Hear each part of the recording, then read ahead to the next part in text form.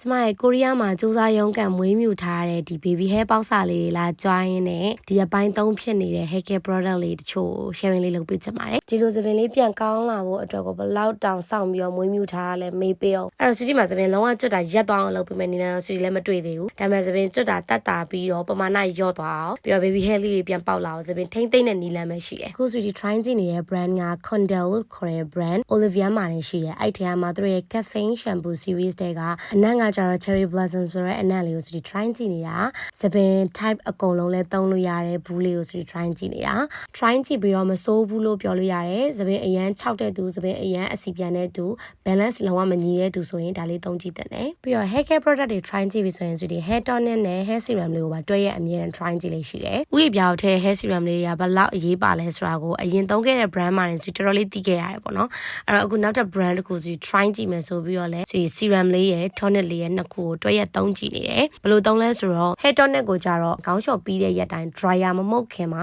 သပင်စိုနေတဲ့အချိန်မှာခွဲလန်းချောင်းလေးခွဲပြီးတော့တေချာလေးဖြန်းပေးပြီးတော့မှ dryer ကိုလေးအေးလေးနဲ့ပဲဆိုပြီးမှုတ်ပေးလေးရှိတယ် hair serum ကကြတော့ဘူးလဲသေးတယ်ခဏခဏလဲကုန်တတ်တယ်ဖြစ်တဲ့အတွက်တစ်ခေါင်းလုံးကိုမဖြန်းနိုင်တဲ့ပမာဏဖြစ်တယ်ပေါ့နော်ဒီနေ့ကိုတစ်ကြိမ်လောက်ပဲဖြစ်ဖြစ်နှစ်ရက်ကိုတစ်ကြိမ်လောက်ပဲဖြစ်ဖြစ်ဒီဥယျာဉ်ပြအဆက်တွေခွဲသွားတဲ့အလဲခွဲချောင်းတက်တဲ့တွေပြီးတော့ဘွေနေရာတွေကိုအဓိကထားပြီးတော့လိမ့်ပေးတယ်စံသားပြုတ်အောင်နူးညံ့အောင်တုံဣနေအောင်ကလေ max တွေ treatment တွေအများကြီးလုပ်လို့ရတယ်ဥယျာဉ်ပြတန်ဆွမ်းမှုကြတော့တကယ်ဥယျာဉ်ပြဂေယုဆိုင်မှတာလရင်ဥယျာဉ်ပြတန်ဆွမ်းမယ်သပင်ပြန်ပေါက်မယ်သပင်အရှိမြန်မယ် strong ဖြစ်မယ်အဲ့ဒီအတွက်ကြောင့်စီတီကတော့ဒီ serum တို့ tonic တို့ကိုအဆင့်တွေအများကြီးသုံးရအနေနဲ့အလုပ်ရှုပ်တယ်ဆိုပေမဲ့ investment တစ်ခုအနေနဲ့စီတီလုပ်စေချင်တယ်သုံးကြည့်ချင်တဲ့သူဆိုလို့ရှိရင် Olivia မှာလည်းဝယ်လို့ရတယ်တခြားနိုင်ငံမှာကျင်တယ်ဆိုလို့ရှိရင်တော့ CTC ကိုလာမလို့ရပါတယ်ရှင်